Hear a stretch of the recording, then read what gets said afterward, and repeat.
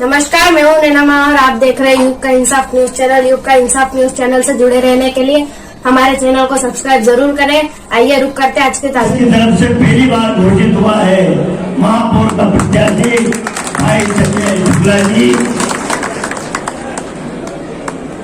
हमारी महिला अध्यक्ष डॉक्टर सची यादव जी,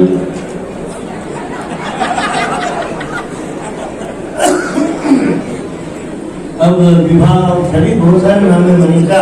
अब मैं इधर आता हूँ, कांग्रेस की आवाज को के शंकर शुक्ला है, उनकी जगह रमेश यादव उस्ताद जी आए हैं।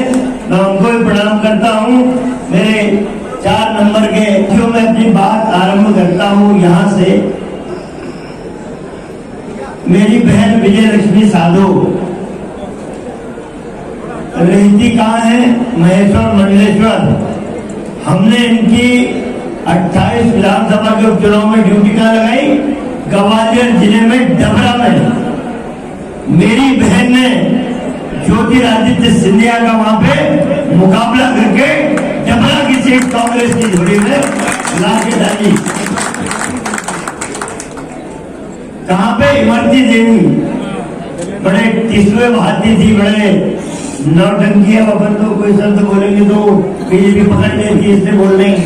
पर मेरी बहन ने कसम खा के गई थी कि ये झूठी महिला का पाखंड मैं जाऊंगी और इसका पाखंड तोड़ के आऊंगी और इतने बड़े बड़े आंसू बहाने वाली को हरा के आई। और जो बहन ग्वालियर के किले को विजय श्री हासिल करके आई है, माँ अहिल्या की नगरी में अहिल्या प्रतिमा के सामने माथा टेक के संजय शुक्ला और पूरी कांग्रेस की टीम विजय हो, इसके लिए विजय पताका फहराने के लिए हमने यह। दूसरी महापौर रही है चिंटू, छोटा भाई परिवार का है, राजू भदौरिया, चिंटू, ये सब नौजवान पीढ़ी। मैं तो ये कहता हूँ कि हम जैसे बुढ़ों ने अब खाली कर देना चाहिए सीटें, ताकि नौजवान पीढ़ी आगे आके कांग्रेस का। मेरा भाषण हुआ था इंदौर में, उस्ताद जी लोगों ने प्रतिक्रिया दी थी तमाम सारी।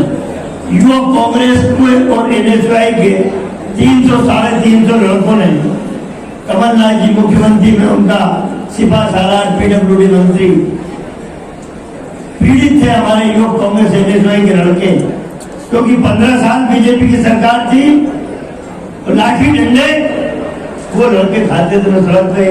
ये अमन बजाज खड़ा है, अमित खान, ये लोग लाठी डंडे खा के जेल भरते थे। जब इनकी पीड़ा उभर के आई, इन्होंने कहा कि भैया कमलनाथ जी तो आ नहीं पाएंगे, आप आइए इंदौर में हमारी आवाज को सुनिए। मैं आया था और मैंने जो भाषण दिया था उस पर तमाम प्रतिक्रिया आई, लेकिन मुझे फर्क नहीं पड़ता इन बातों से। मेरा साथी यदि लाठी डंडे खाता है, उसके मन की यदि पीड़ा है, तो उसे समझने का काम कौन करेगा? हम जैसे लोगों को करना चाहिए था। मैंने अपनी सही भूमिका निभाई, लेकिन आज इसी मंच से फिर एक बात दोहरा रहा हूं, उसी युवा पीढ़ी के लिए। कांग्रेस जीते हारे इसका गमजा हमको नहीं होगा। 70 से 80% टिकट मेरे नौजवान साथियों के हाथ में थी। हारे जीते कोई फर्क नहीं पड़ता, कोई गारंटी लेके नहीं आया कि जीत के जाएगा। लेकिन सेकंड और थर्ड जनरेशन, दूसरी और तीसरी पीढ़ी कांग्रेस की मजबूत करने का यही समय, यही चुनाव है नगर निगम नगर पालिकाओं की, जहां पे यूथ के हाथ में कमान देके हम कांग्रेस को और मजबूत बनाएं।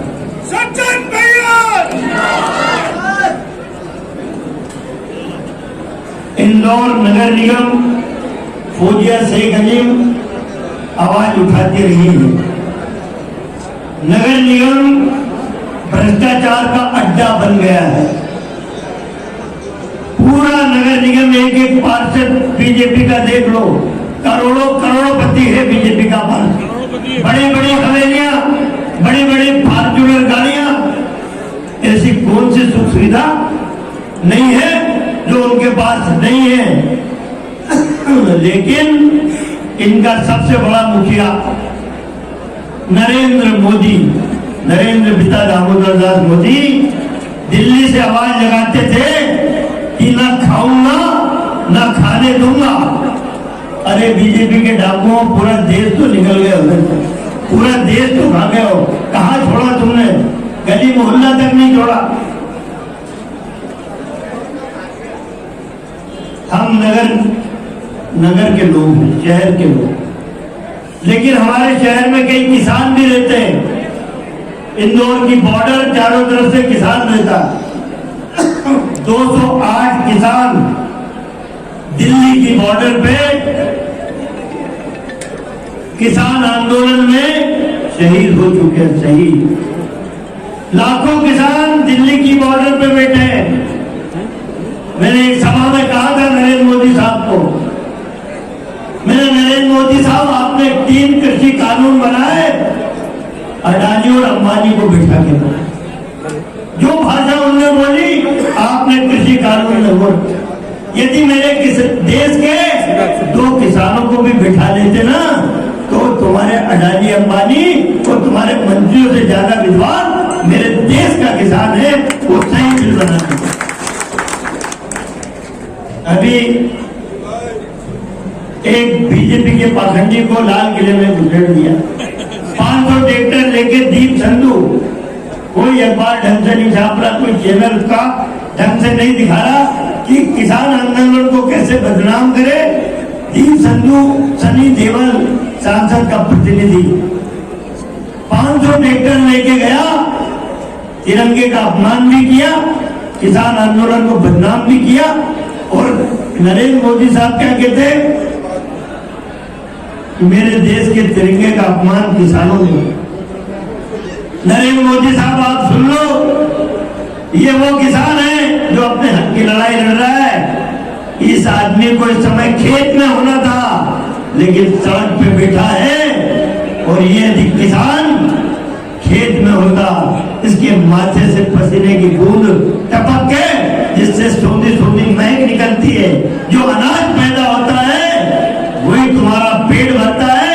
और इसी किसान का बेटा दुश्मन देश की सीमाओं पे सेना में भर्ती होके हम चैन की नींद सोए, और उस सेना का जवान किसान का बेटा बॉर्डर पे -27 डिग्री में खड़े रहकर हमारी रक्षा करता है, और वही तिरंगे के सम्मान को जिंदा रखता है।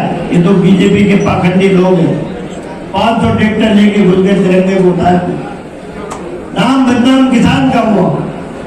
मेरा अनुरोध इस बात का, इसलिए हम कांग्रेस के लोग बड़े पीछे हैं।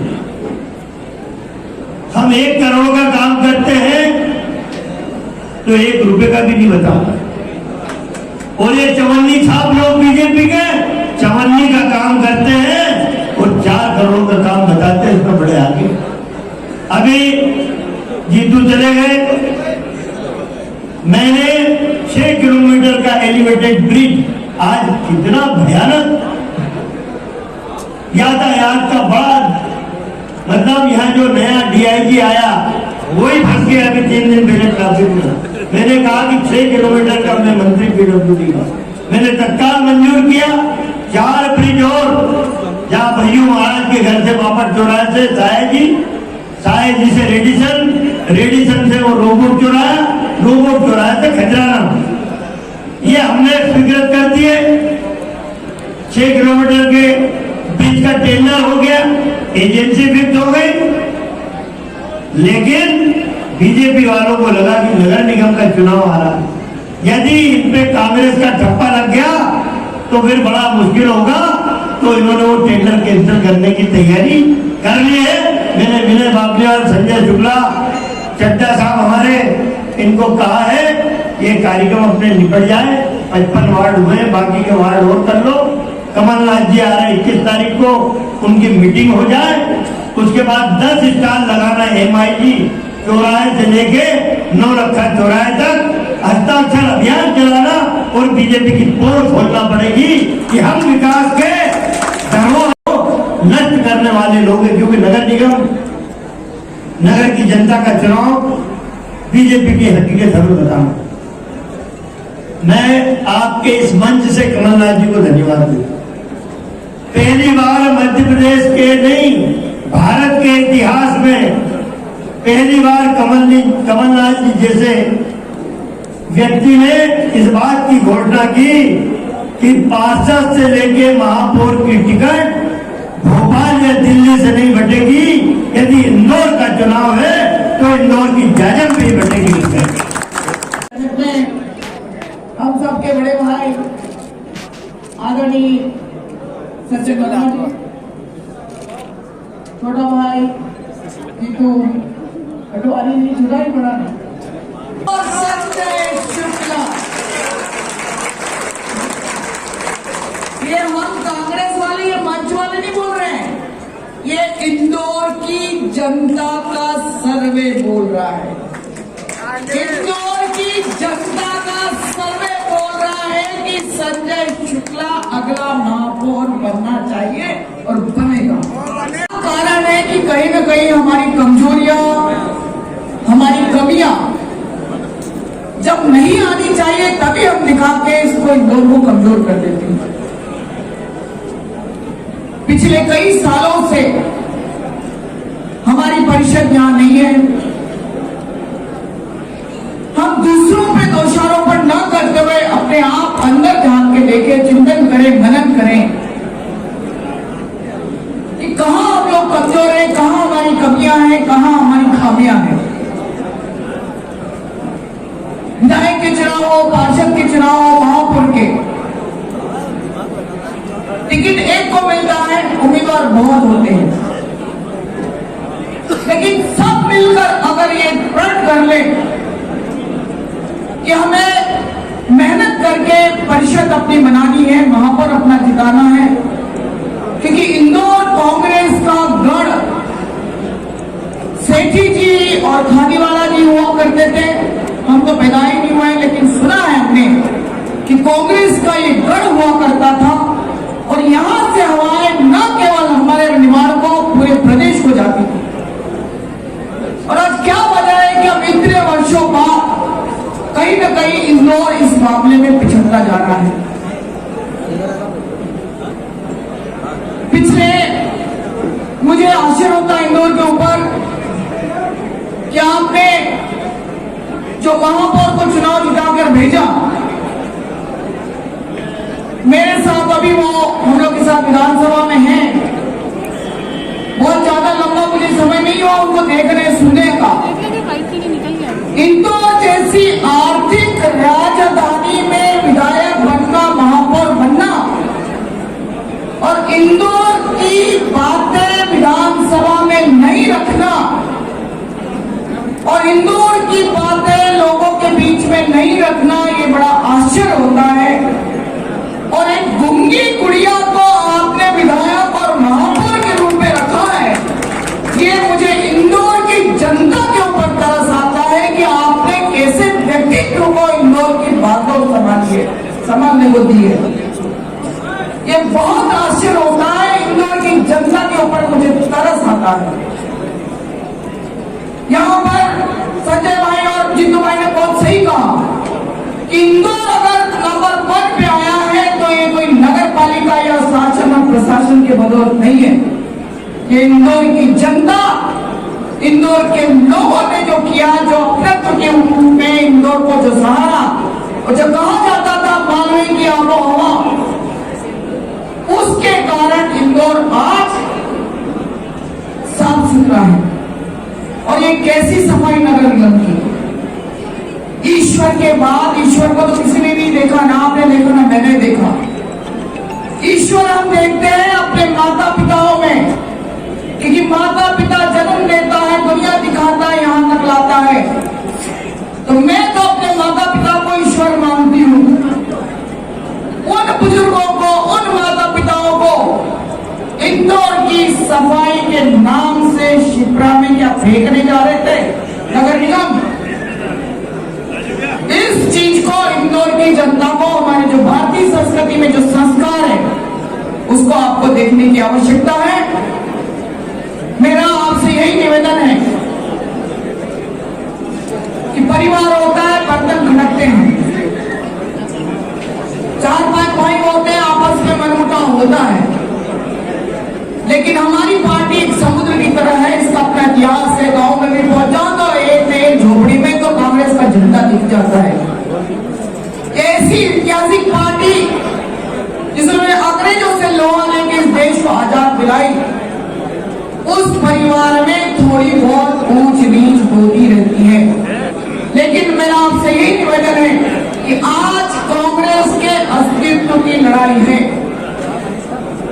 आज कमलनाथ जी जिस तरह से लोकप्रिय हुए पूरे मध्य प्रदेश के अंदर, 15 महीने में जो उन्होंने करके दिखाया इस प्रदेश में, आप तो खुद जानते हैं कि यहाँ पर जब कमलनाथ जी ने उद्योगपतियों की जो मीट की थी, जो उद्योगपतियों का सम्मेलन किया था, तो वहां उन्होंने क्या बात रखी थी कि आप मेरे प्रदेश में आइए, उद्योग लगाइए, आपको जो मुश्किलें हैं मैं सुलझूंगा, लेकिन मेरी एक शर्त रहेगी कि 80% यहाँ के बेरोजगार युवा और युवती आपके कारखानों में काम करना चाहिए।